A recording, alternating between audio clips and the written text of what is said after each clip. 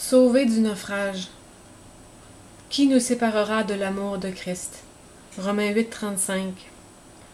Dieu ne nous évite pas les épreuves, mais affirme « Je serai avec toi dans l'épreuve ». Si terribles que puissent être les peines qui vous assaillent en ce moment, aucune ne pourra vous priver de la communion avec Dieu. Nous sommes plus que vainqueurs dans toutes ces choses. Paul ne parle pas ici de mots imaginaires, mais de réalités terriblement actuelles.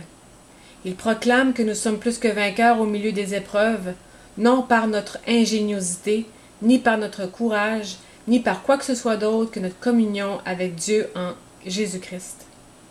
Pour le meilleur ou pour le pire, nous en sommes là, exactement dans la condition permise par Dieu. Plaignons le chrétien dont la vie est sans épines et qui n'a pas l'occasion d'éprouver la grâce de Dieu. Qui nous séparera? Sera-ce la tribulation?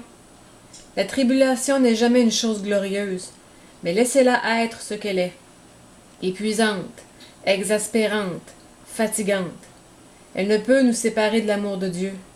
Ne laissez jamais les soucis ou les tribulations vous faire douter de cet amour. Sera-ce l'angoisse? Est-ce que l'amour de Dieu peut tenir quand tout nous dit que cet amour est un mensonge et qu'il n'y a pas de justice? Sera-ce la famine? Pouvons-nous non seulement croire à l'amour de Dieu, mais être plus que vainqueurs même si nous mourons de faim?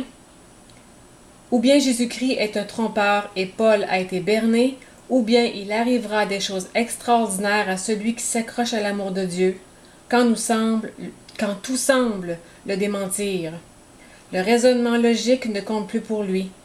Seul compte l'amour de Dieu en Jésus-Christ, qui toujours et partout sauve du naufrage.